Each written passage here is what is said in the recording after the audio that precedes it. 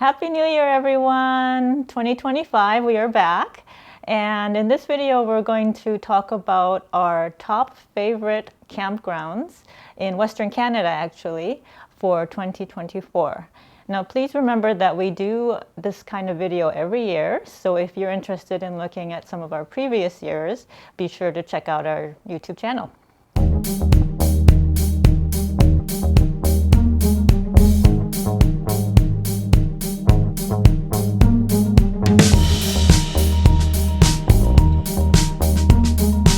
And just to note, this is just our opinion. It's based on our trip. The weather can, impact whether we liked where we were at, how busy the campsite was. We generally like places that are close to hiking trails and that we can go paddling. Campsites that are private, maybe a little bit more rustic, tend to appeal to us, might not appeal as much to you. Also, make sure you check the conditions before you go, because sometimes there can be issues at parks that you're not aware of, and you'd rather know in advance and rather just arrive, find out that, part of the park is closed. We didn't actually quite agree on our top favorite campgrounds this year. It wasn't a huge disagreement. Yeah. So what we decided to do was, instead of ranking it, we're just going to talk about, in alphabetical order, all the campgrounds that we particularly enjoyed. All right, let's get to it. So this year our favorites, listed alphabetically, are Dinosaur Provincial Park, Ellison Provincial Park, Juan Fuca Provincial Park, Pacific Rim National Park, and Syringa Provincial Park. Now, I included Dinosaur on my list, whereas Mickey included Syringa on hers. Dinosaur Provincial Park is in southeast Alberta, not too far from Brooks. It's a UNESCO World Heritage Site featuring stunning badlands with hoodoos, mesas, and other cool landforms. It's also known for being one of the richest dinosaur fossil sites in the world. Now, our friends Alex and Pete, who were also camping there at the same time, well, when we were there, they claimed to have actually spotted a few of their own fossil sites, along with a big rattlesnake. Now, there's a lot to do there, from numerous short hikes to a visitor center. The views are really stunning, and there's some great sunrises, and if you're lucky, some amazing sunsets. I just really love it there. The campground has over 120 RV and tent-friendly sites, including unserviced, powered, and pull-through options. All sites can be reserved in the main season.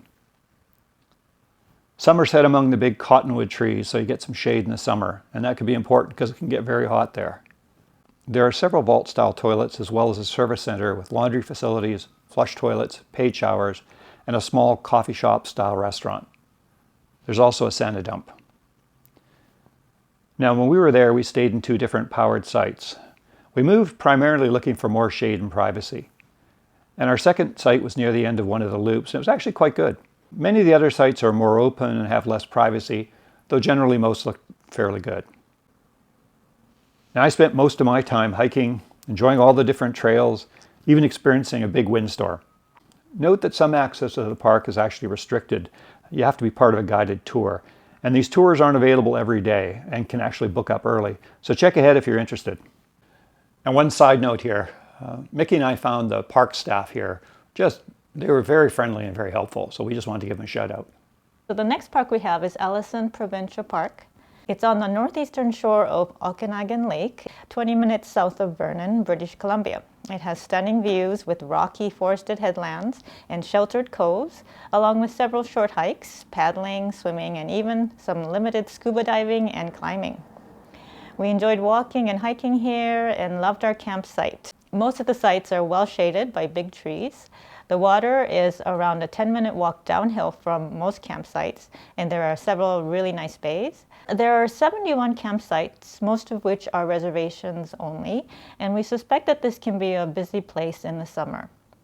Though most campsites look quite private, we would avoid a few at the southern tip, only because you would be close to some housing in the area. There are several flush toilets as well as shower facilities in the park. No Santa dump, but the city of Vernon does have a very nice brand new Santa dump nearby. Juan Fuca Provincial Park is on the southwest coast of Vancouver Island. And you have access there to some great beaches, albeit they're a kilometer or so down a sometimes steep trail. And you get some stunning views across the strait. And if you're lucky, you might even see some marine life or some wildlife. We camped at the China Beach Campground, which has 78 drive-in campsites, all of which are reservable during the main season. We spent a lot of our time exploring the beaches, and actually the last time we were there, which was a few years in the past, we also hiked part of the Juan de Fuca Marine Trail, which is a 47-kilometer wilderness trail stretching all along the western shoreline. Now, many of the sites are quite private and treed, and one thing we loved about this park was its temperature. It's cool. The park operator said it's often 10 degrees cooler here than elsewhere on southern Vancouver Island. When we were there, for example, it was approximately 28 degrees Celsius in Victoria, but it was only around 19 degrees at our campsite. Now, when we were there this summer, there were only pit toilets, but they're actually in the process of adding more campsites as well as planning to build a washroom and shower facilities. Hopefully that'll be ready when it opens in May. So one high point for us when we were there was our Roadtrek colleague friends, Steve and Darlene, stopped by, and they brought us a variety of snacks and also some popsicles, which was just a lot of fun. We haven't had popsicles in years. It was a nice treat. Thanks, guys. Yeah, and we also enjoyed a really nice walk to the beach together. Yeah. Next on our list is Pacific Rim National Park. And it's one of our long-running favorites, and perhaps the most beautiful park in British Columbia. Certainly it's one of them, and one of the things that's nice is it features the wild and untamed West Coast. Time actually seems to slow down for us when we're there. You can do long beach walks, or wander through the trails in the rainforest, or just go to some beautiful, wonderful scenic coves. Add in a great campground with access to a paved biking trail, all powered sites, and nice washrooms and showers, and you can see why this park is in demand. The campground itself is heavily treed, and most sites are perhaps 1 kilometer away from the beach down a long, steep trail. When you're there, you can see pounding surf, lots of birds, and maybe even some sea life. It's also a great place if surfing's your thing. We always enjoy it here. Walk the beach for hours, and we just keep coming back. It's hard to imagine it won't stay as one of our favorites. There are 94 reservable sites at Greenpoint Campground, all with electrical hookups, and there are also 20 walk-in sites for tents as well. The campground itself has flush toilets, showers, and a sani dump. So this campground is one of the ones I included, Syringa Provincial Park. It's located in south-central British Columbia near the southeast end of Lower Arrow Lake, and it's not too far from the city of Castlegar. Being on the lake, it offers lots of opportunities for paddling, and there are also some short hiking trails nearby as well. There are 2 campgrounds, the main campground, which has mostly well-treed and private sites, and the Bighorn campground, which has a few open sites with electrical power and some smaller RV or tenting sites along or close to the waterfront. Most of the sites are reservable. We actually stayed at an unserviced site at Bighorn with amazing water views. Nearby were pit toilets, but you could also walk to the day use area where they have a beach with both flush toilets and showers. There is also a sani dump for RVs.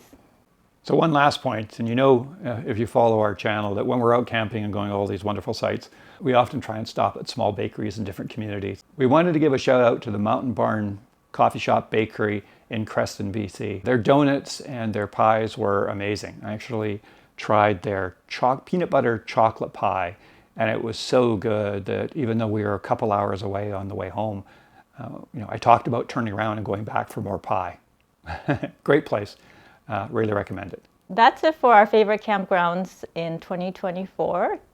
The year was full of wonderful experiences for us, as well as sad moments. In particular, in early November, my mom passed away, and it's been a little bit of a challenging time for me.